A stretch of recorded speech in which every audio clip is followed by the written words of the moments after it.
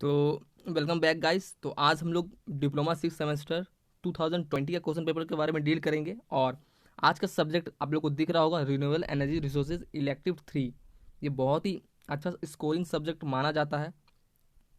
इससे आप maximum marks score कर सकते हैं। तो फुल मार्क्स इसमें है 80 और पासिंग मार्क्स है 26, जैसा कि आप लोगों को पता ही है। और इसका सब्जेक्ट कोड है आपका ELE 606। ठीक है। और एक बात, ये क्वेश्चन पेपर किन के लिए है? 6 सेमेस्टर इलेक्ट्रिकल इंजीनियरिंग के लिए है और इलेक्ट्रिकल एंड इलेक्ट्रॉनिक्स इंजीनियरिंग के लिए भी है। ठीक है। तो क्वेश्चन पेपर को रीड करने से पहले हम लोग इसके इंस्ट्रक्शन पढ़ लेते हैं। Right in your own words, जैसा कि हम लोग सब अपने वर्ड्स में ही लिखेंगे। लेकिन answer 5 question in which question 1 is compulsory and answer any 4 from the rest. ठीक है, ये बात आप लोगों को समझ में आ रही होगी।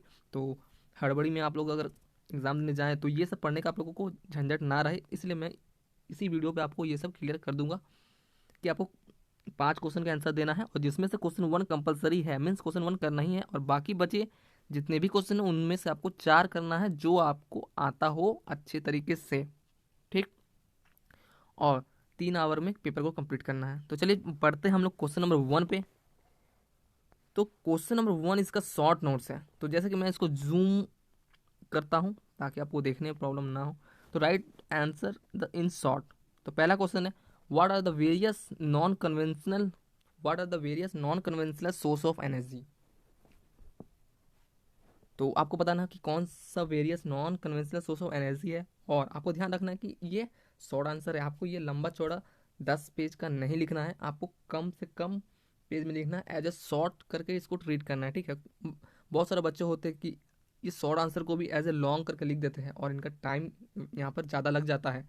जिस कारण से क्या होता है कि शॉर्ट को तो लिख देते हैं बड़ा बड़ा करके, लेकिन जब वो लॉन्ग बनाते हैं बाद में, तब वो शॉर्ट जितना क्वेश्चन का आंसर है उतना भी उसका लॉन्ग नहीं जा पाता। तो इससे एग्जामिनर ये सोचता है कि इसको शॉर्ट या लॉन्ग में बहुत कन्फ्यूजन है और ये समझ नहीं पा रहा कि शॉर्ट को कैसे हम लोग शॉर्ट करें। तो ऐसा गलती आप लोग नहीं कीजिएगा। चलिए पढ़ते हैं नेक्स्ट क्वेश्चन पे। Discuss the various environmental impact of big hydel power plant. तो इसमें आपको डिस्कस करना है environmental impact of big hydel power plant. Next आपका क्वेश्चन नंबर 3 शॉर्ट का, compare between solar cell and fuel cell system. तो इसको कंपेयर करना है, जो कि डिफरेंस बिटवीन हम लोग बोल सकते हैं किसमें, फ्यूल सेल और सोलर सेल, दोनों में आपको कंपैरिजन करना है। नेक्स्ट आपका है D, biomass is carbon neutral, justify the statement. तो इस स्टेटमेंट को आपको जस्टिफाई करना है शॉर्ट में। तो अब चलते हैं हम लोग नेक्स्ट क्वेश्चन नंबर 2 पे। ठीक है, ये 4 था आपका शॉर्ट का। अब चलते हैं 2 पे। With the help of the NEET diagram explain construction and working principle of floating drum type biomass plant. ठीक है। Also right it's advantage. तो आपको क्या बनाना है, एक डायग्राम बनाना है, कंस्ट्रक्शन डायग्राम किसका, बायोमास प्लांट का बनाना है। और आपको क्या एक्सप्लेन करना है, इसका कंस्ट्रक्शन भी एक्सप्लेन करना है, वर्किंग प्रिंसिपल भी लिखना है। और साथ ही में ये सब होने के बाद आपको एडवांटेजेस भी इसको लिखना है, तभी आपको फुल मार्क्स मिलेंगे। और देखते हैं कितना मार्क्स का क्वेश्चन है। तो यहाँ पर नहीं दिया गया है मार्क्स शायद, लेकिन ये लॉन्ग से आपको लिखना है।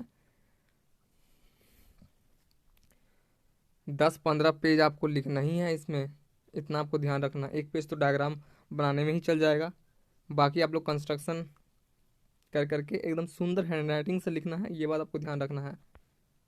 कम लिखिए लेकिन हैंड राइटिंग सही होना चाहिए, और पॉइंट वाइज लिखना पड़ेगा आपको, तब जाके आपका मार्क्स इंक्रीज होगा। लेकिन अगर बहुत सारे स्टूडेंट होते हैं जो आता उनको बहुत है, लेकिन हैंड राइटिंग मतलब सही से सर्व नहीं कर पाते हैं, जिसके कारण उनके मार्क्स कट जाते हैं। लेकिन कुछ बच्चे ऐसे होते हैं वो मीडियोकर रहते हैं, लेकिन हैंड राइटिंग और सर्व करने का प्रोसेस उनका सही रहता है, जिसके कारण उसके मार्क्स इंक्रीमेंट हो जाते हैं और वो उससे भी ज़्यादा लाते हैं। नेक्स्ट है क्वेश्चन नंबर 3। क्वेश्चन नंबर 3 में आपका 2 पार्ट है, वो ए और बी। तो ए को पढ़ते पहले, discuss the advantages and disadvantages of tidal power plant. तो इसमें भी एडवांटेज डिसएडवांटेज बताना है टाइडल पावर प्लांट में। मिनिमम 10 पॉइंट आप 5 से ज़्यादा होना चाहिए आपका पॉइंट, ठीक है। यानी कि 5 पॉइंट लिख दिए जैसे कि आप लोग लिखते थे 10 या 12 में, वैसा नहीं, आपको मिनिमम 10 पॉइंट लिखना ही है अगर स्कोर सही चाहते हो तो। फिर next, compare between fix drum type and floating drum type biomass plant. और ध्यान रहे ये क्वेश्चन को अटेम्प्ट तभी करना है जब आपको दोनों क्वेश्चन का आंसर सही से मालूम हो। ऐसा नहीं कि आपको ए आ रहा हो और बी नहीं आ रहा हो और आप अटेम्प्ट कर दिए, तो ऐसा नहीं करना है आपको।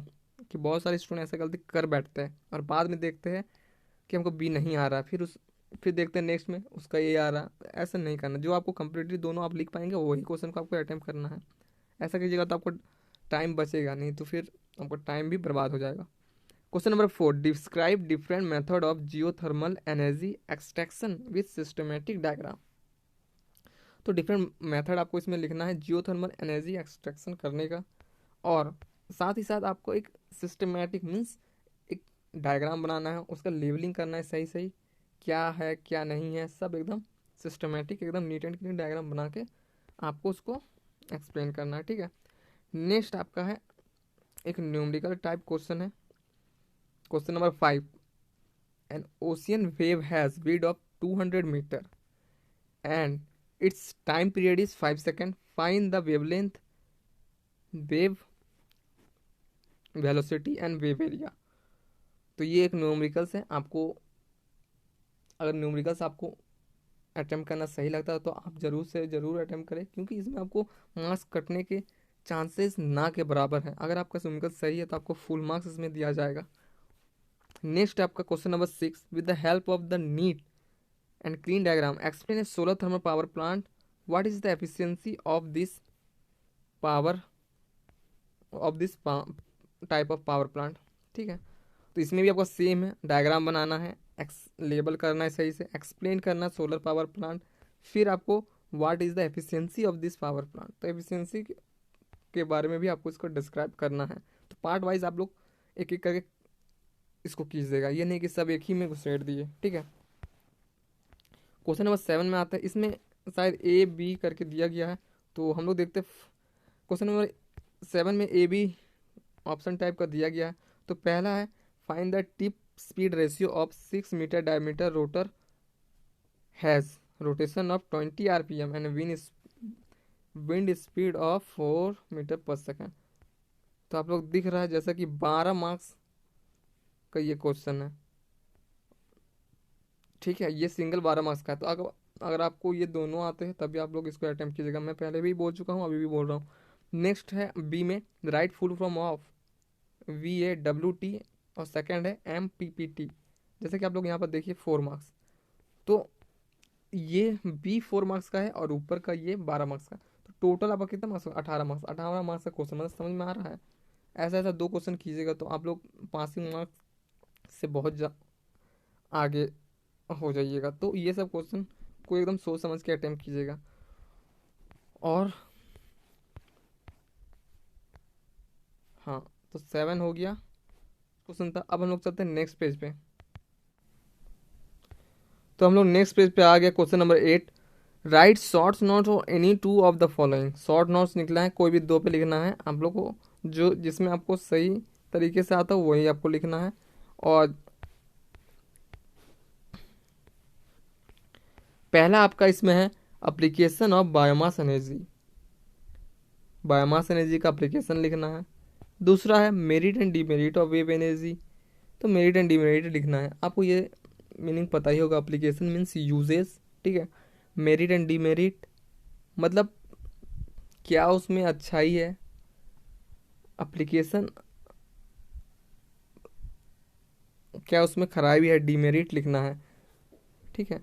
तो एक मेरिट मीन्स एप्लीकेशन ही हो गया, यूजेस हो गया, मतलब अच्छा चीज़, उसका अच्छा चीज़ के बारे में लिखना, और उसमें क्या डिफॉल्ट है, डिफेक्ट है, ये आपको डीमेरिट में लिखना है। थर्ड है of grid wind turbine system, ठीक है। Of grid wind turbine system के बारे में आप जो भी जानते हैं एक्सप्लेन करना है, बनाना है, डायग्राम सब बना के इसको एक कंप्लीट तरीका से शॉर्ट नोट्स लिखना है। फिर आपका लास्ट है सोलर पॉन्ड। सोलर पॉन्ड भी आपको इसमें बारे में आपको डिस्क्राइब करना है, शॉर्ट नोट्स है ये।